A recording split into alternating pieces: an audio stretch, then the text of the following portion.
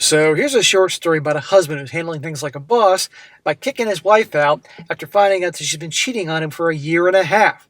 A year and a half with an old flame from many years ago, and then obviously got out after she confessed to him because no doubt that guy dumped her. But of course, guys, as you're going to see, no accountability. She actually blames her husband for the dumbest things of why she cheated. And I'll be going to go over here, guys, making the point that there's cheating going on, end it, move on. But also, the old joke about accountability, it never ceases to amaze me. Titled, 1 week after D-Day, wife was having an affair for a year and a half. And guys, don't forget, come over and check me out on Locals. Me and your fellow scumbags and a-holes. The community's getting strong over there. You can either come join as a free member or a paying supporter. Get all my videos from all three channels for free, commercial free, in advance, exclusive videos that you're not going to get here on YouTube, and of course the ability to chit-chat and comment away without any censorship or any BS like that. So come check it out. The links are in the top of the comment section and the description. So it starts off, he says, "You're my wife, a 40-year-old female, and I, a 42-year-old male, have been together for 9 years and married for 7. We don't have children. Like every marriage, we've had our good times and our bad times. But I always believed that anything could be worked through. Not everything, amigo. About 2 months ago, right after Easter, my wife started becoming irritable and convinced that people around her were trying to harm her. A psychiatrist diagnosed her with depression. I stood by her side without hesitation. And after all, that's what in sickness and health is supposed to mean. The medication seemed to be working, and things were gradually getting better." That doesn't sound like depression to me if she's becoming irritable and convinced that people are around her trying to harm her. That sounds more like maybe schizophrenia or something like that, but depression? I don't think so. Then came last Saturday.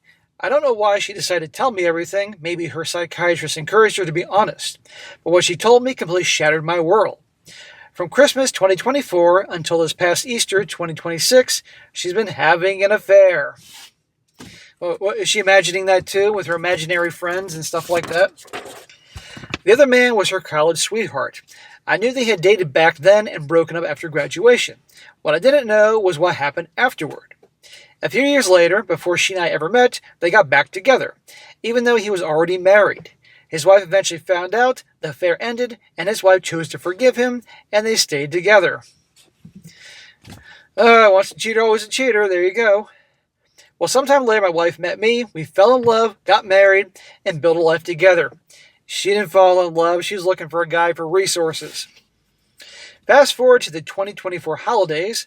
My wife and this man happened to run into each other at the same restaurant where she was with her parents. They didn't speak that night. Then on New Year's Day, she decided to text him to wish him Happy New Year, even though they hadn't spoken for almost 15 years.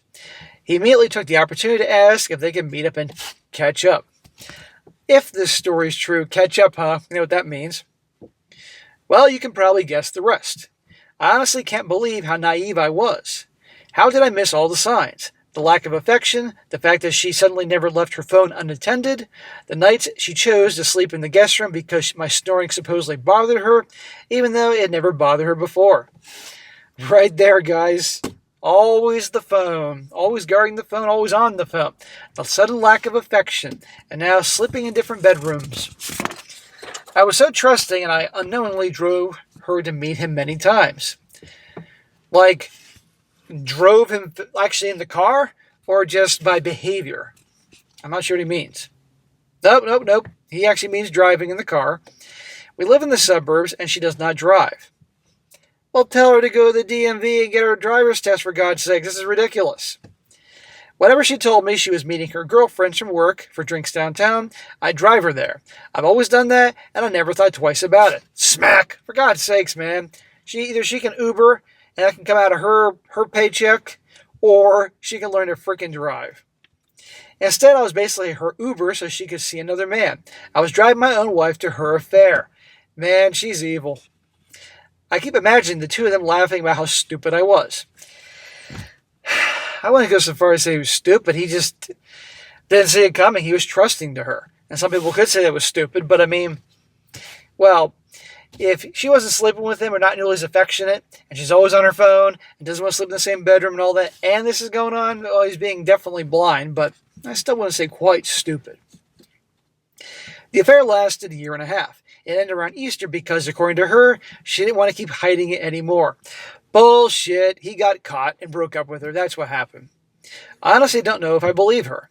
I think he was probably the one who ended it. I believe that the end of the affair triggered her depression. When she finished telling me everything, I couldn't even see straight. The room was spinning. I didn't yell. I couldn't get any words out. I just stood there. That probably made her more crazy, the silence. She kept saying that she only loves me, that I'm her rock, that she needs me. She needs his income. She needs him to drive her places. She needs the roof over her head. She doesn't need his affection. She doesn't need his package. But she never actually apologized. I know you're all thinking it. I know you're all saying it, so I'll say it. Women and accountability. If she apologized, that means she did something wrong.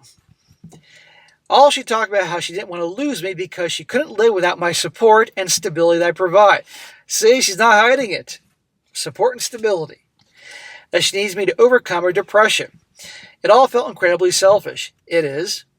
I simply asked her to pack a few things and leave. She's now staying with her parents. Good for you. Send her packing. Well, she calls me constantly, begging to come back home. Still no apology. Well, there you go. Instead, somehow it was, wait for it, all my fault.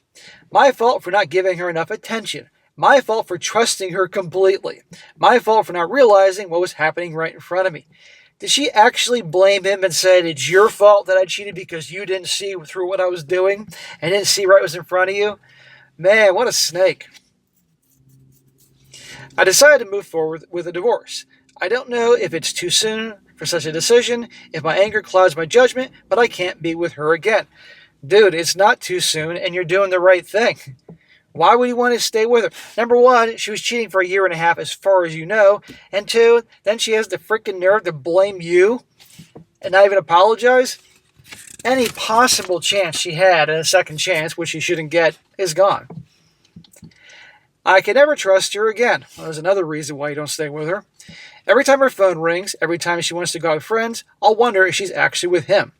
There was no future left in this marriage. I honestly believe that if he ever asked her to be with him again, she'd go back without hesitation. That would be the final blow for me. Well, there'd be a lot of blowing on her part, but yes, it would be. But that's what would happen.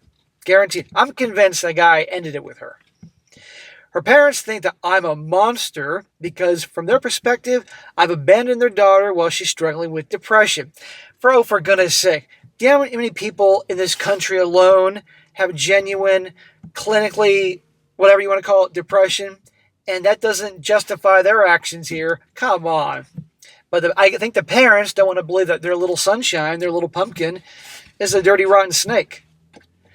They don't know the real reason. I don't know if I want them to know yet. In fact, I don't want anybody to know right now. Smack! No. You need to control the narrative because that could be a problem for you in many fronts down the road if you don't realize it. And also, by not saying anything, she gets away with this. You got to tell them.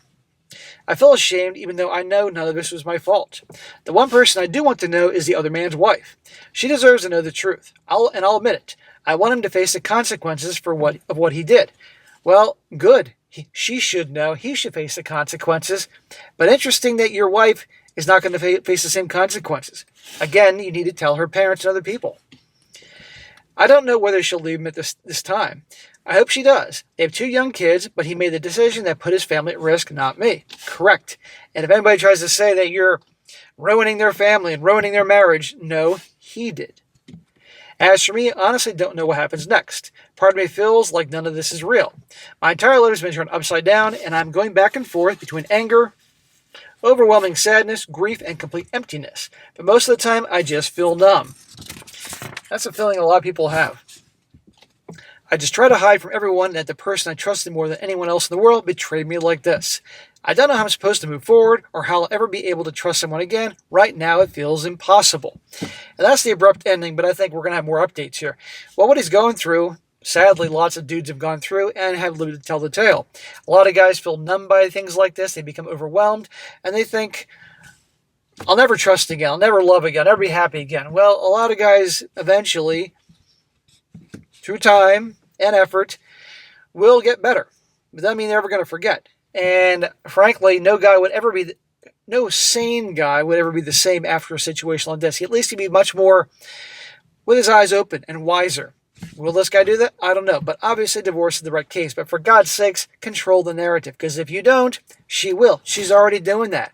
And believe me, next thing you know, things on social media, other people in the community, friends, neighbors, you name it, employers, you never know how that can impact you. You got to control the narrative. If you're going to ruin that guy that's been cheating with your wife, then you need to ruin her too. But make sure, it doesn't say anything about her job, I don't recall, but if she has a job, don't do anything to get her fired, because if she gets fired, then that's a bigger element on your part, especially if you earn more income. But anyhow, guys, this is how you handle it. You see BS, you end it, move on. But look, amazing. Blame it all on him.